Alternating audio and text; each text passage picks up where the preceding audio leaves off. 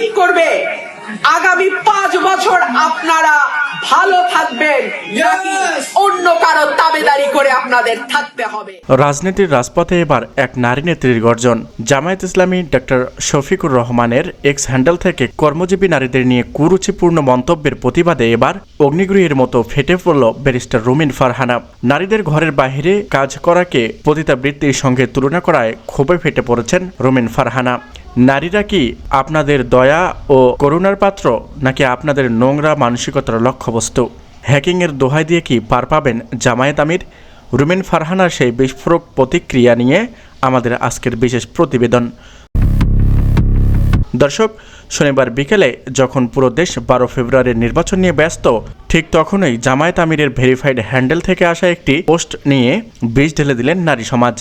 কর্মজীবী নারীদের বেশ্যা ও পতিতাবৃত্তির শিকার হিসাবে উল্লেখ করার মুহূর্তেই সামাজিক যোগাযোগ মাধ্যমে লাইভে আসেন ব্যারিস্টার রুমিন ফারহানা। তিনি অত্যন্ত ক্ষুব্ধ কণ্ঠে প্রশ্ন তুলেন যে নারীরা রোদ বৃষ্টি অপেক্ষা করে কলকারখানায় কাজ করেন, যারা রাষ্ট্রের প্রশাসন চালাচ্ছেন, তাদের চরিত্র নিয়ে কথা বলার সাহস জামায়াত আমির কিভাবে পায়? রুমিন ফারহানা স্পষ্ট জানিয়ে দিয়েছে, এটি কেবল একটি রাজনৈতিক পোস্ট নয়, এটি বাংলাদেশের কোটি কোটি কর্মজীবী নারীর অস্তিত্বের ওপর সরাসরি আক্রমণ। রুমিন ফারহানা তার বক্তব্যে জামায়াতের হ্যাকিংয়ের দাবি তুড়ি মেরে উড়িয়ে দিয়েছেন। তিনি বলেন, যখনই কোনো রাজনৈতিক দলের নোংরা চেহারা উন্মোচিত হয়, তখনই তারা হ্যাকিংয়ের দোহাই দেয়।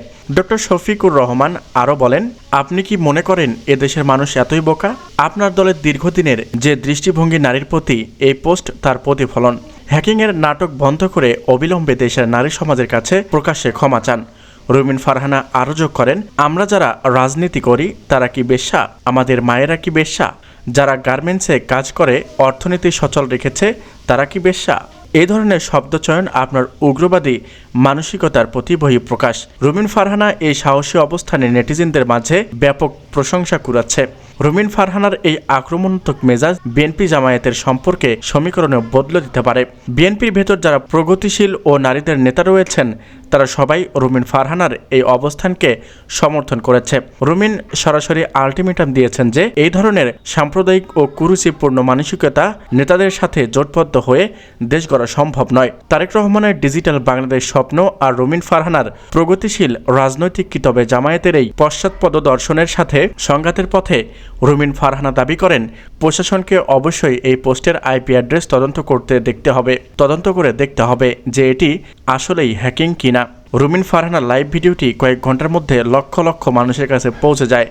সাধারণ কর্মীজীবী নারীরা বলছেন, রুমিন ফারহানা তাদের মনের কথাটাই বলছে। তবে তারা বলছেন, জামায়াত আমিরের এই মন্তব্য কেবল নারী সমাজ নয়, বরং ইসলামের প্রকৃত শিক্ষার পরিপন্থী। রুমিন ফারহানা এই রুদ্রমূর্তি কি জামায়াত আমিরকে তার অবস্থান বদলাতে বাধ্য করবে? তো দর্শক, রুমিন ফারহানার এই গর্জন কি জামায়াত আমিরের উপর আইনের মুখোমুখি করবে, নাকি হ্যাকিংয়ের আড়ালেই ঢাকা পড়বে সব কুরুচি?